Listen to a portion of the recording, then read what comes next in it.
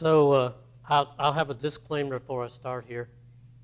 Pastor asked me to teach Saturday, and so I started thinking about love on this. And if you notice, Sunday he was teaching on love, and I was like, okay, it's going to look like that. So I added fear to mine too. So fear and love. So and he said he's teaching on love Sunday, so it don't look like he was copying me then. So.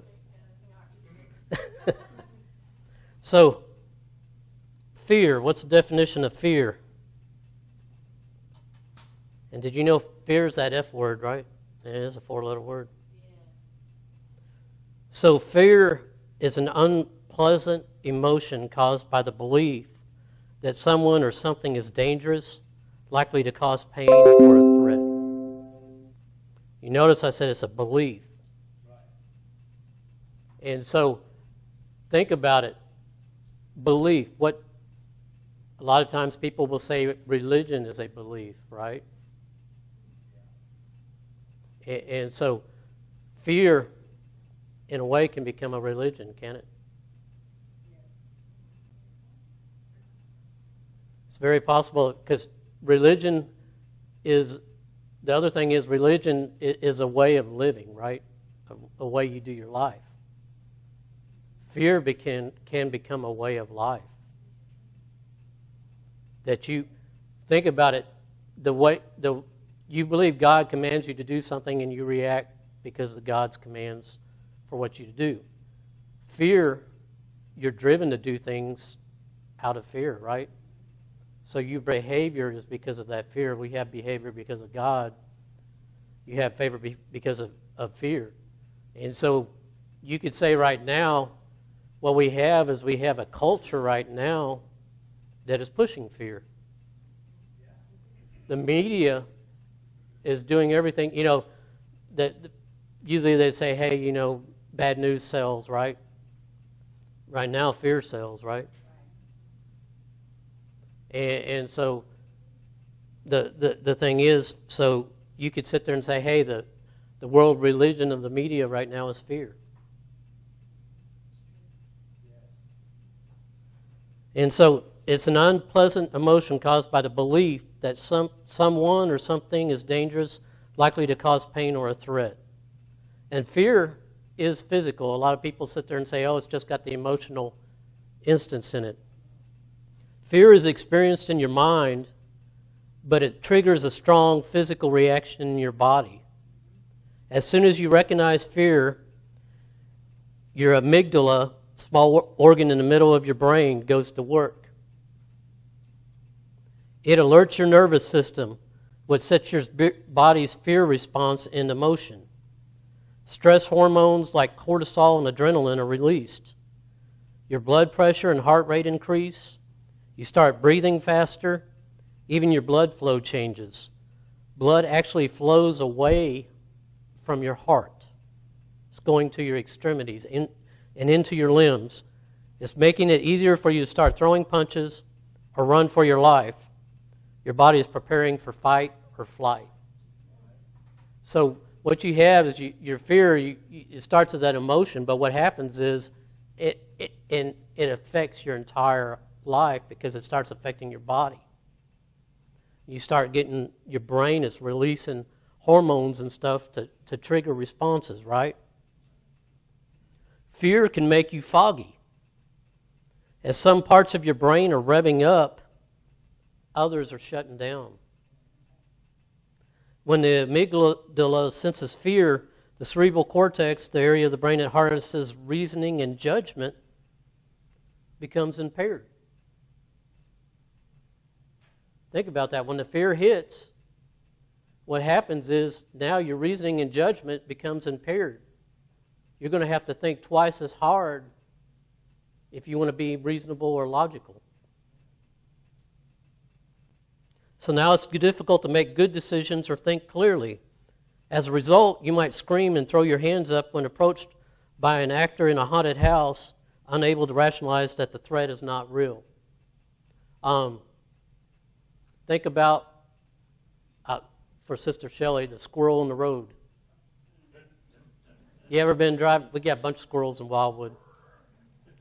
But you driving down that road, that squirrel goes, oh, let me go this way. Oh, let me go this way. Let me go this way.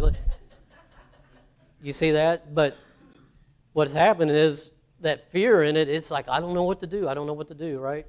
You've heard the statement, deer caught in headlights, right? I don't know if that one's fear or stupidity myself. Yeah. But the other thing is, if one deer makes it across, all the others think, oh, I got to get there before the car gets by. So, now the other thing, fear is not phobia. Why am I bringing this up? This is something I was reading tonight, and I thought, well, hey, this is interesting. So, if you're slightly uneasy about swimming in the ocean after watching Jaws, the movie did what it set out to do. But if you find yourself terrorized, traumatized, and unable to function at the mere thought of basking on the beach, you might be experiencing more than fear. One of them's, hey, I'm a little bit uneasy about going out in the water. The other one's, man, I'm scared just sitting on the beach. The difference between fear and phobia is simple. Fears are common reactions to events or objects. But a fear becomes a phobia when it interferes with your ability to function and maintain a consistent quality of life. If you start taking extreme measures to avoid water, spiders, or people, you may have a phobia. And so by that definition, I would say a lot of what the world is in today is fear that's transferred into phobia. Why did I say that? Go watch some Facebook, YouTube videos, because part of what I'm going to talk about is division in the world. The world system is trying to divide people right now. And they're trying to divide the church. You have masked, unmasked. You have vaccinated, unvaccinated. But you can go watch videos, people screaming at the top of the lungs that the unmasked or the unvaccinated are killing people. And take your beliefs what they are, that they can be beneficial or non-beneficial. But the thing is, when you start getting out of reason and you sit there and say, hey, this is killing people, and screaming they just need to die, and all that, it's surprising that you haven't already heard about shootings or something like that, somebody going out there and starting to shoot people because of this. And maybe it has happened and you're just not hearing about it, right? So the thing is, you have in this world, in the political nature, you have the Marxist and Marxism, communism. Traditionally, it was the rich against the poor. They want two states. They don't want a middle class, because the middle class protects that, because they say, hey, there's something else besides rich and poor. But what you get with today's Marxism, they tried to throw race in there. It's black against white. That's why racism has grown from what it was 20, 30 years ago, because people are pushing stuff there. And then you have critical race theory, and basically you have people that are already promoting segregation again for the opposite reasons. There was a lot of colleges this year that had graduations that were separate for black people than from the white people. Why are they doing that? Before, that was, hey, it was racism because you were doing it. Now they're doing it because of racism. So they're pushing things. And so remember, if you get fear in your mind, what's it going to do? It's going to affect your reasoning, right? Because what happens is your brain starts shutting down the reasoning part. You get in that emotional state, and that's why when somebody's emotional, should you try to reason with them? There's a saying I use a lot of times. When you wrestle with a pig in the mud, sooner or later you find out the pig just likes wrestling in the mud. If you're having one of those discussions with somebody that's scholarly, and you're debating politics or debating Christianity, sooner or later you realize it doesn't matter what you're going to say. You're not going to convince that person. They're just there for the argument. They're just there to stir things up. And so that's one of those things, hey, is this the hill you want to die on? And I'm not going to say you're going to die on it, but is that the hill you want to die on, right? So how many of you remember 9/11? It was a gut punch, right? What happened in our churches? It filled up, didn't it? So it filled up, and I actually was doing some articles on it, and it surprised me how fast it went back down. Take some headlines out of it. This one's religious and spiritual responses to 9/11, evidence from the health study. The terrorist attacks on September 11th were without question the defining moment of the 21st century to date.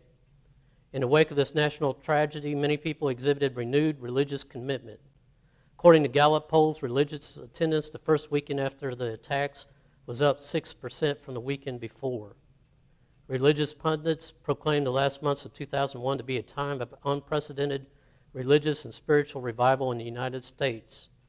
But not everyone brought into this appraisal of the situation. Indeed, by November, polls were already indicating that church attendance had retreated back to normal levels. So that's September to November. And really, if you think about it, it's probably halfway through September by the time people started getting there, right? So you're talking about a month and a half, right? Despite the immensity of the attacks and the considerable amount of public discourse regarding their religious and spiritual implications for Americans, however, these simple church attendance figures are the basis for much of our social scientific knowledge about Americans' religious and spiritual responses. But basically, they got down to, if you go and look at the polls, basically by November, things were normalized back to where they were. So what happens? Let's see. So they were saying over the last decade, the average was about 40% attendance in churches. If you were asked, did you attend church last Sunday? 40%, 41%. When they had asked in May before September 11th, it was 41%. Right after the tax, it moved up to 47%. And then in early November and in December, they took two polls, and it was 42 and 41% again. So what happened with COVID? We had something that seemed like, hey, it was an emergency. It was stirred up. What happened?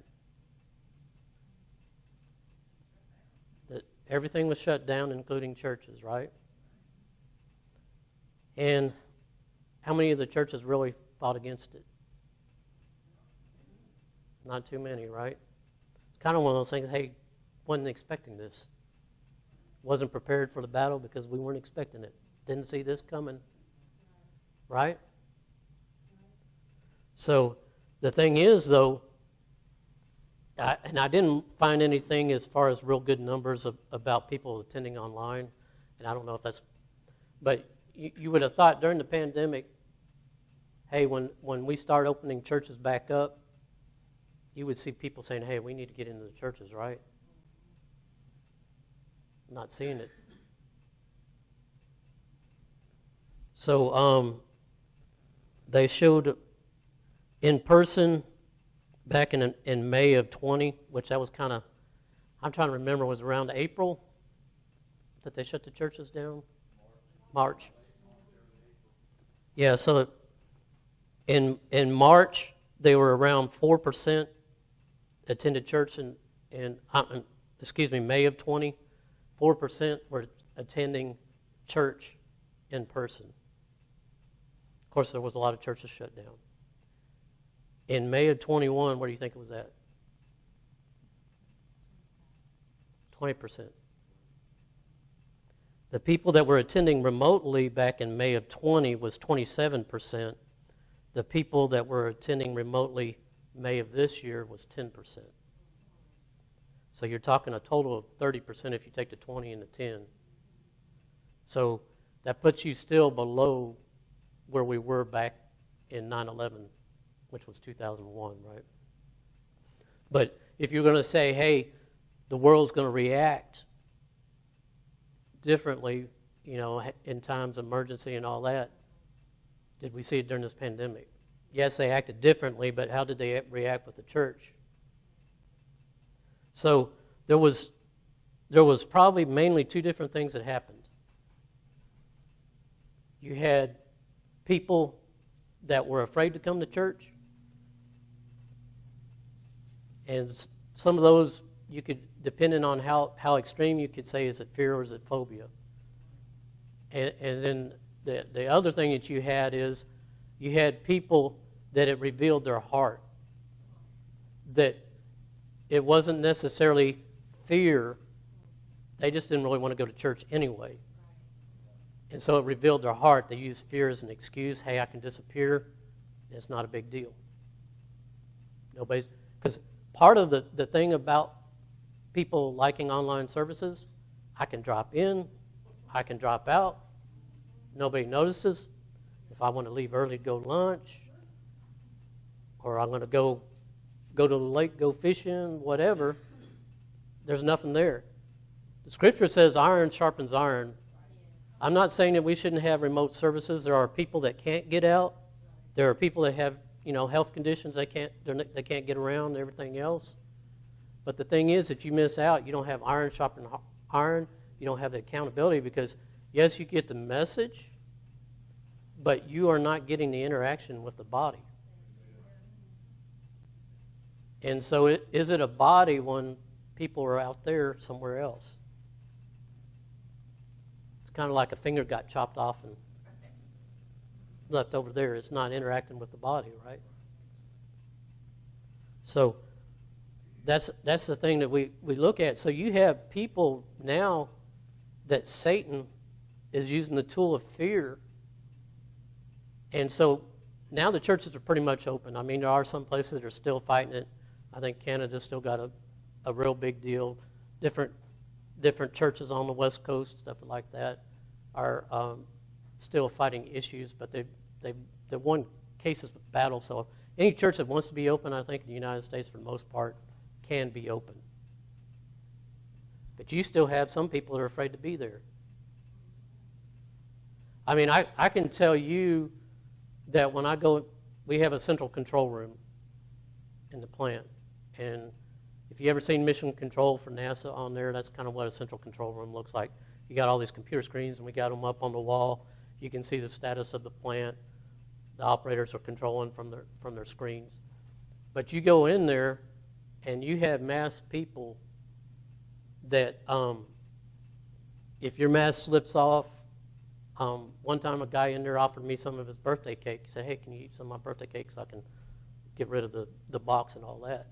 Well, so I sat down and I'm eating it. And the rules there is if you're at a workstation, you only have to wear a mask in common areas, which basically is hallways. You get in a work spot or whatever, or you're eating, right? So I'm sitting down eating the cake. He's like, what? You aren't going to mask up? And I said, can I eat? And I'm talking about, this guy is as far away from me as Kimberly is. So we're well beyond our 6 foot social distancing. And at first there were some guys that were working over here, and I thought he was talking about them. And he kept looking at me, and I thought he was just looking at me because I was the only one listening. And he kept saying it, and I said, well, are you talking to me or are you talking to them? Because I said, can I eat? He goes, after asking, I said, well, can I eat? And he goes, as long as you do it outside the area. And so, but you see there's some people that they wear that mask and they're nervous. So if you have that in the world, what is it when they want to come to church? They're nervous, right? And so where we're at is you've got the world is scaring people that they don't want to come to church. And, so you can say fear is that 4-letter F word. And so the thing is, you got that fear that's running in there. So if you don't believe it, here's some other numbers. So if you go from males from 2019 to 2021, males in 2019 it was 33% attended church. In 2021 is 24%. For females, it started at 36 at 2019, and it's 36 in 2021. So women dipped. If they show you the year 2020 in the middle, women dipped, men progressively went lower. And then if you look at Protestant went from 46 to 41. Catholic went 37 to 30. Age groups, 18 to 34, 26, 19, 27. They actually grew 1%. 35 to 54, 36, 28, 25. 55 and older, 38, 37, 36. So you only have one age group that really came back and actually grew a little bit. And it surprised me, 18 to 34. You know, I'm thinking 55, but the other thing is you got the 55 age, people start getting up in age, and then they start getting fear of COVID again, right? They retire and travel all the time.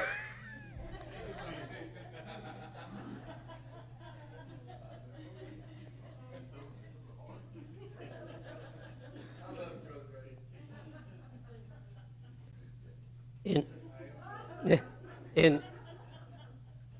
See, I was talking about church division. Here we go.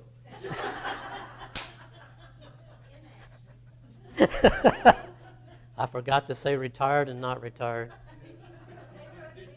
That's why we can't let him sit in the back. Yeah. I'm never sitting in the back of the So church membership fell in 2020 to the lowest it's been in 8 decades of Gallup poll tracking.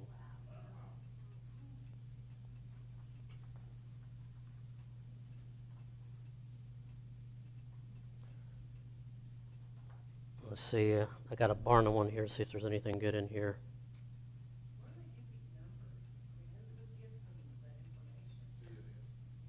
I had a sit. I was going to do a CNN article for the fear stuff.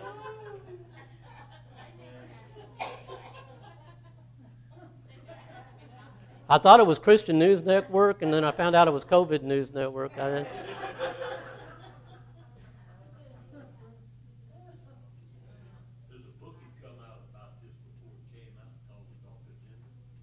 Mm-hmm. It is against Christianity, the war on Christianity. That's right. So, and this one was May of 2020, and let's see. I want to make sure that's 2020, or if it was 2021.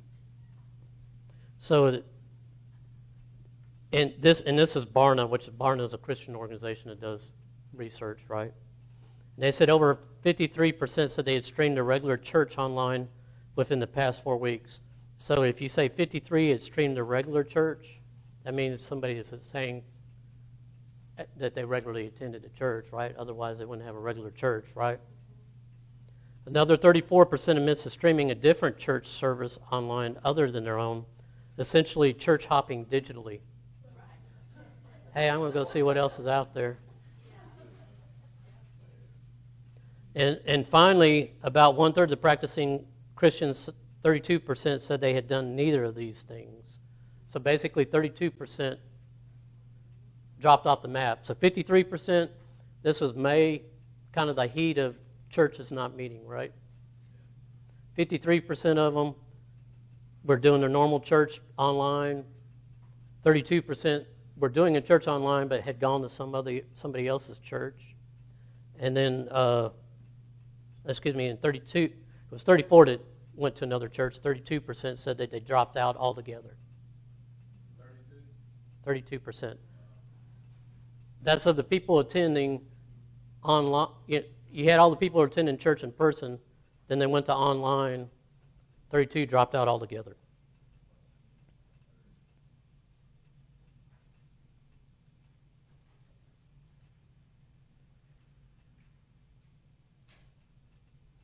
So, and they said that those that stayed with their church during COVID were more likely than those who had switched churches to attend on a weekly basis afterwards. And the number they give is 81% versus 65%. So what they're saying is the people that were streaming church, only 81% of them were back. And what was the percentage streaming? Well, of those this is the ones of the people that streamed. Right, it went into like 30-something% of streaming. No, 53% streamed and stayed with their church. And 81% of those 53 are back. 65% of those that went to other churches streaming are back. Only 14% actually made a church switch amid the pandemic. So if you see a loss, you can say 14% of that could potentially be people changing churches, but the rest of it's people just not coming back. In fact, 32% of practicing Christians have done just that. So 32% just gave up.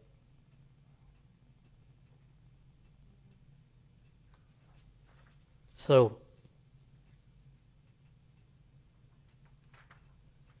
that's enough of that information, I think. So what we've shown is part of this was revealing what's in our hearts, right? If we were left to our own devices, then how many of us are actually going to do what we believe or say we believe, right? And then the other thing is, if you want to get into how long does it take for a habit to be 4 to 6 weeks, right? A behavior becomes a habit. So people are afraid to go to church, and with that, guess what? We may be the only reflection of God's glory to the world when we're out in the world. Because you got people that are fearful of doing anything, like I talked about people in the control room. I can tell you when we were in Virginia during the summer, it was just blooming. We were out there in the end of May, and flowers were just blooming in Virginia, I guess because it was a little bit colder up there. So my allergies, I'm in the park. They said you didn't have to wear a mask if you were vaccinated. Nobody was checking me, so I'm being honest. So if you want to be in an amusement park wearing a mask all day, that's a difficult decision. So anyway, while we're there, I sneezed, and there's people as far away from Kimberly as me. As soon as I sneezed, they quick grabbed their mask and pulled it up, and you would have thought I was shooting a gun at them.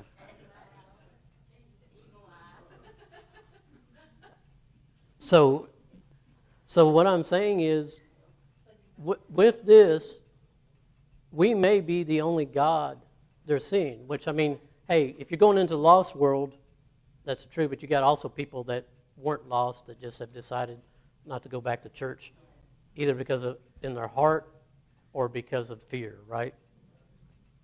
And so, why do I bring this up? If we're supposed to reflect the glory of God, how do we do that? Can we do that while spitting vitriol about masking or unmasking, or about vaccinations and unvaccinations? Pick a side, I don't care.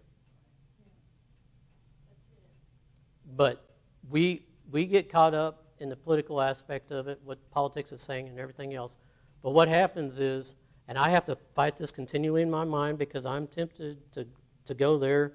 I have a lot of facts. If you need facts to help you make a decision, I'm willing to freely share those. I a lot of times don't like to talk to people about it because I feel like either it will offend them or it'll make them feel bad about the decision they've made already.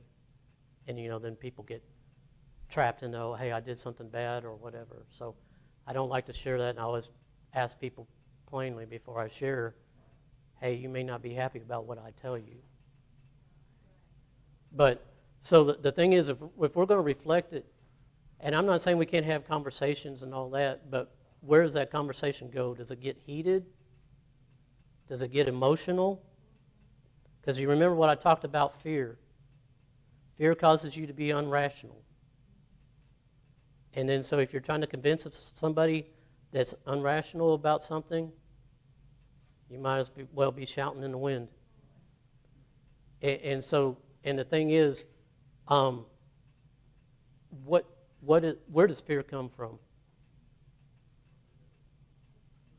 It comes from the devil, right?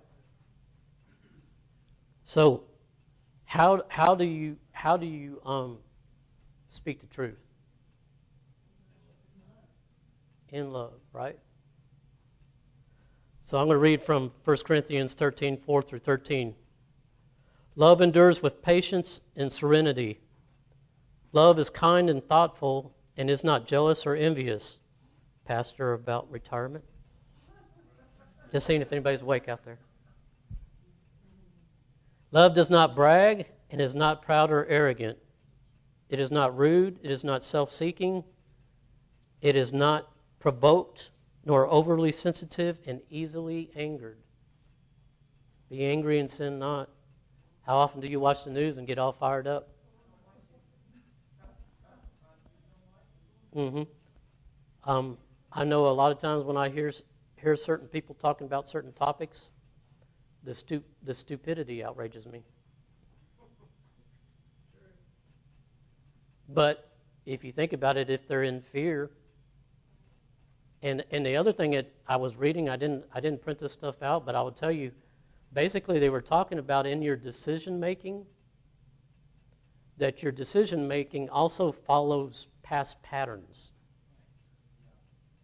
So you tend to go back to, when you're trying to make an important decision, you tend to go back to what worked for you before, right? Well, I would say go back 20, 30 years. Some of you, that may be too long. In this world, you kind of trusted the government. You were maybe a little bit negative. You trusted government officials talking about health. You trusted doctors talking about health.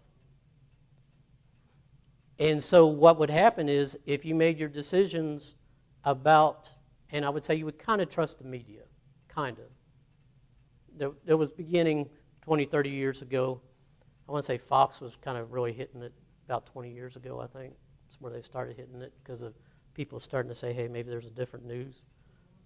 But, of course, Fox has already proven them to be a different news source sometimes too, right? So anyway, what happens is if you tend to go back to what's worked to you before, there's a lot of people that say, I'm going to trust the government no matter what they say.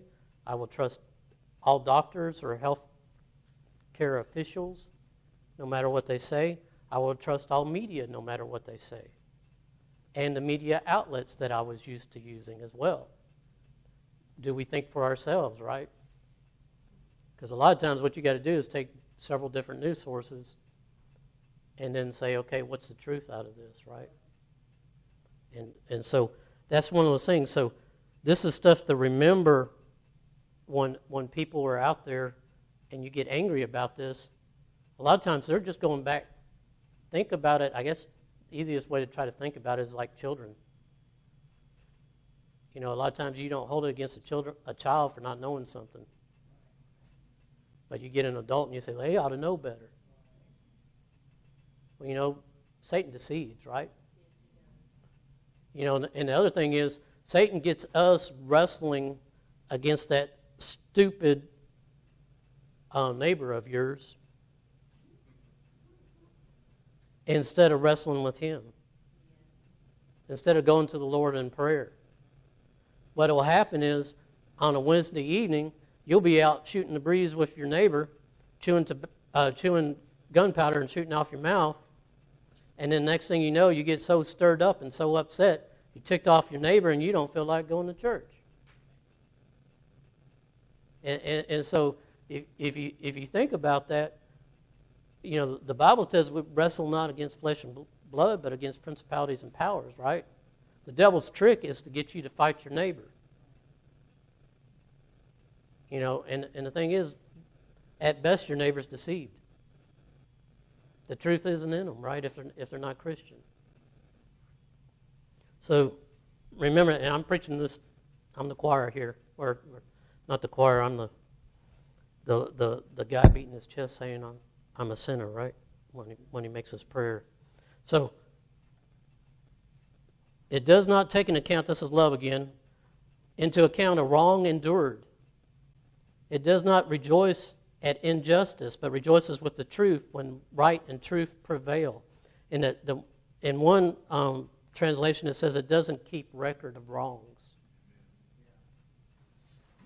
How many people keep record of the current administration's wrongs? Ouch. I can give you a list.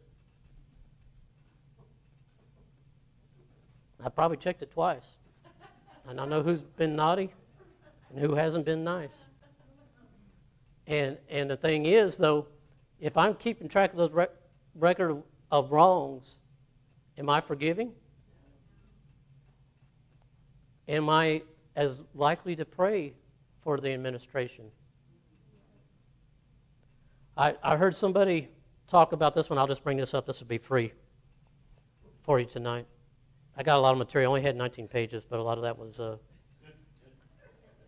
notes from these articles. So the pastor said I could go all night long. As long as I was at home. So how many people think that 81 million people voted for Biden? I'm going to stir it up. Not a whole lot, right? So the election was stolen or something was wrong, blah, blah, blah, whatever you want to say. However, do you think God was not sovereign enough to put whoever he wanted in power regardless of cheating? So if that's the case, then the real question we need to be asking is, what does God want us to see out of this? Instead of saying, hey, this is how we get out of this, what are we supposed to see as we walk through this? So, because they said God puts those in leadership over us, right? So the question is, if you believe he's sovereign, then that means Joe Biden and Kamala Harris were put in there by God. And so then that we need to sit there and say, if they were put in there by God, of course he also says pray for those that are over you so that it'll go well with you. So we need to do that, right? So love here says we shouldn't be keeping record, right? You know, and so, hey, we can say this is wrong. If you want to convince somebody, this is why you shouldn't vote for them in the next election. But instead of tearing them down all the time, we need to be lifting them up, right? I mean, you right now it sounds like when they go to Congress that the military right now is contradicting what the White House is saying. So they have division in their ranks. And so you may rejoice in that, but so's the Chinese. That's all I'm going to say. So just keep in mind, hey, if it goes well with them, then it's going to go well with us as far as if we get them on God's side, right? So, verse 7, love bears all things, regardless of what comes, regardless of who's in office, right? Believes all things, looking for the best in each one. So in other words, everybody always says, okay, what's their motive? They got a motive in here. And when you think about somebody's motive, where do you go? Negative or positive? Negative, right? And what I would say in the absence of evidence otherwise, think on the positive. It's easier for you to live with that person. It hopes all things, love does, remaining steadfast during difficult times, endures all things without weakening. So in other words, you got staying power, right? Instead of as soon as things get tough, I'm going to cut and run. Did Jesus do that? Because while we were yet sinners, Christ died for us. Verse 8, love never fails and never fades nor ends. But as for prophecies, they will pass away. As for tongues, they will cease. As for the gift of special knowledge, it will pass away. For we know in part and we prophesy in part, for our knowledge is fragmentary and incomplete. But when that which is complete and perfect comes, that which is incomplete and partial will pass away. When I was a child, I talked like a child. I thought like a child. I reasoned like a child. And when I became a man, I did away with childish things. So is it time for the church to do away with childish things? For now, in this time of imperfection, we see a mirror dimly, a blurred reflection, a riddle, an enigma. But then, when the time of perfection comes, we will see reality face to face. Now I know in part, just in fragments, but then I will know fully, just as I have been fully known by God. And now there remains faith, abiding trust in God and His promises. Trust in who? Why are we so upset with the government? Some trust in chariots and some in horses, but we'll remember the name of the Lord our God, right? A lot of us were also putting our trust in government. If you see what's going on, everything is one distraction after another. They're all talking about 3.5 trillion spending stuff, but if you go look, they said that Medicare is going to go defunct in 2026 and Social Security in 2033. That's 5 years away and less than 12 years away. Who's talking about that? Nobody. So I'm saying you can get caught up and see the misdirection and everything else. What you need to do is pray that the truth be exposed and God put godly advisors with our leaders. And if God gets them out of office, and we get godly people in that office, right? So then he talked about faith, abiding trust in God and His promises. Hope, confident expectation of eternal salvation. Love, unselfish love for others growing out of God's love for me. These three, the choicest graces, but the greatest of these is what? Love. And so the thing is, I can tell you at my work, and I will share this, I have some religious objections to getting vaccinated, and I have some other objections too. But it's potential it could cost me over $2,000 a year. They're not going to force me to be vaccinated at this point. I perhaps can get a religious exemption. That remains to be seen. But if not, I'll have to do even with religious exemption, I got to do weekly testing, and potentially paying $2,000 more a year. Well, yeah, more a year. It's $170 a month, and it's going to be for the whole year once you made your decision. And so I could be upset with work and very upset about it.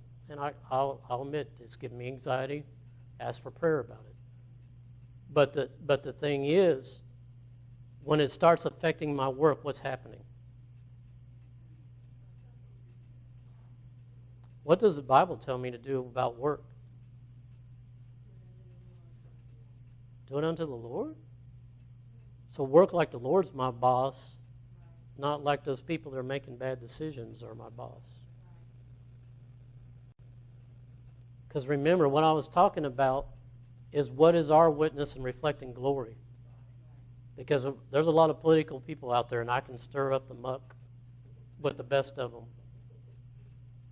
And the thing is, but what glory am I reflecting? I got to be careful, right? You can have informed conversation, but if you're doing stuff just to stir things up, or because you got a hot head, what are you showing?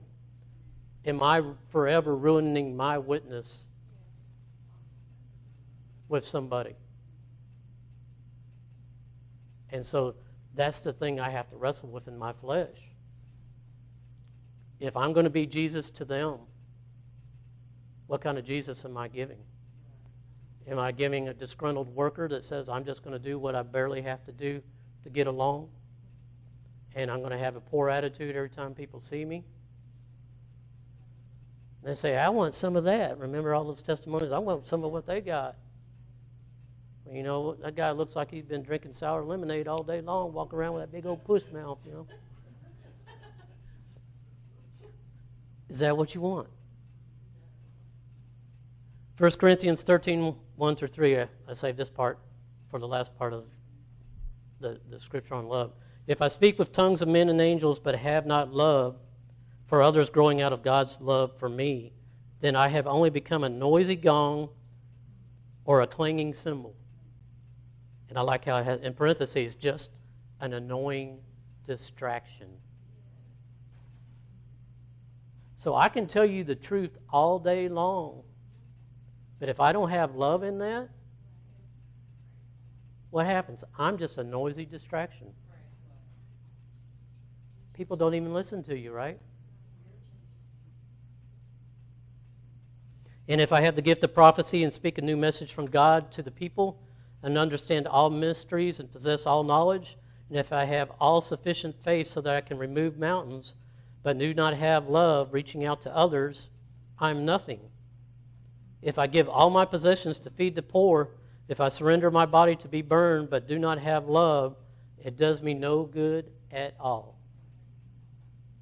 So it's that attitude again, right?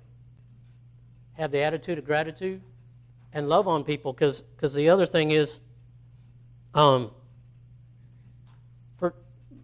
just say 1 John 4:8, to put a check in you. He that loveth not knoweth not God, for God is love. So where does fear come from? Every good gift and every perfect gift is from above and cometh down from the Father of lights, with whom there is no variableness, neither shadow nor turning. So in other words, it's always straight, right? That's James 1:17. So, let's see if I have it here. This is 1 John 4, and in verse 17 and 18. Herein is our love made perfect, that we have the boldness in the day of judgment, because as he is, so are we in this world. There is no fear in love, but perfect love casteth out fear, because fear hath torment. He that feareth is not made perfect in love. And so what happens is, the best way that you can combat fearfulness is with love, right? Because think about it, we talked about when people are fearful, they're not in the right mind, they're not responding to reason. But they'll take a hug. May not in COVID season, possibly they will, possibly they won't. But you understand what I'm saying? They will see genuine love and respond to it. So when you're in fear and you're not reasonable and going, is Susan that baby, patting them and saying it's going to be okay, it's going to be okay. You're not going to necessarily be able to tell them the truth in that moment. But what you're doing is you're going to get them to a state that they will be able to respond to truth once they're ready to receive it, right? And the thing is, while you're doing that, you're not reflecting something bad, because what happens is they're going to say, oh, I remember when I was freaking out, you just looked like this. And so, that's what's going to happen is the next time they freak out, if you treat it with love and respect and comfort, who are they going to go to the next time when they get there? And so the thing is, talking about burning bridges, right? You don't want to go there. I'll read that verse 17 and 18 in the Amplified there. There is no fear in love. Dread does not exist, but perfect, complete, full-grown love drives out fear, because fear involves the expectation of divine punishment. There's people out there going, hey, this COVID pandemic is divine punishment. He's getting us, right? God's going to get us. So the one who is afraid of God's judgment is not perfected in love, but has not grown into a sufficient understanding of God's love. Jeremiah 29:11. Y'all familiar with that verse? I have plans for you, right? Plans of good and not evil. Do you know what the context of that verse is? They were going into captivity. The children of Israel were going into captivity. God was saying, fear not, I have plans for you. You're going to make it through it. That's what love is saying, hey, sometimes you got to walk through discipline. God disciplines those that he what? Sometimes the school of hard knocks is the only thing we understand, right? But the thing is, God's, a lot of people see God's 10 Commandments as God beating us with a stick. But really, that was teaching people that were slaves that didn't know a God how to live with a God. Have no other God before me, because you won't need any other gods. Thou shalt not kill, because I'm going to take care of you. Thou shalt not steal, because I'm going to take care of you. Thou shalt not covet. I'm going to take care of you. So that the thing is, a lot of times people don't see that thou shalt, don't do this, don't do this. They ought to say, just don't have fun. And that's not what it was. A lot of times people just see that, but the message of love is, I'm going to take care of you. You don't need to do this. 2 Timothy 1:7.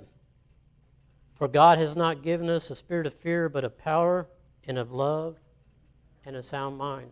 Isn't it interesting that the Bible knew if you had fear, you didn't have a sound mind? Remember I talked about that your part of the brain is going to shut down that gives you the reason and logic when you're fearful? God said right there, 2 Timothy 1:7, for God has not given us a spirit of fear, but of power and of love and a sound mind.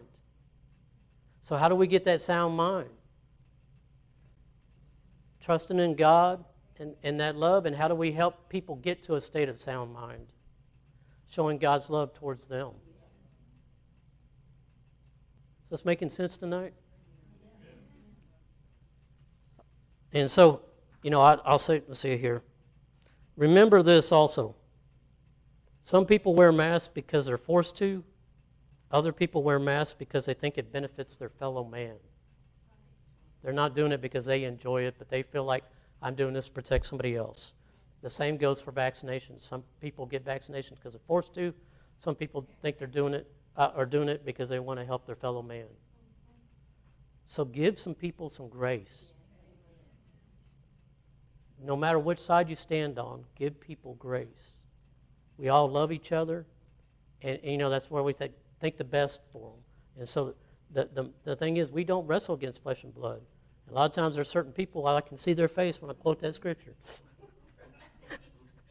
But, the thing is, if we get emotional, anger, I didn't look up, I probably should have looked up anger too to see if it affects your reasoning part, but I bet it doesn't. I bet it does. Probably the same part of your mind, right? Because when you get angry, you're ready to do your fist, right?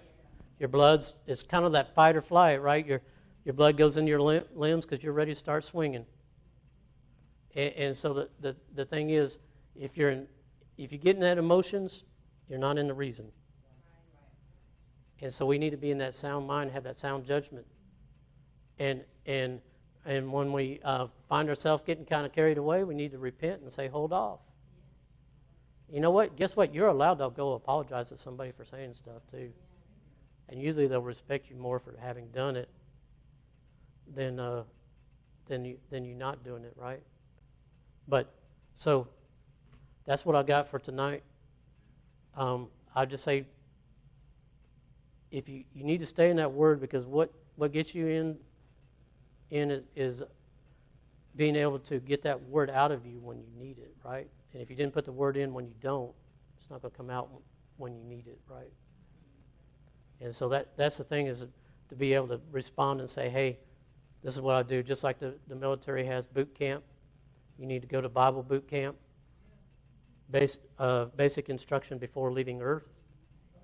That's what Bible stands for.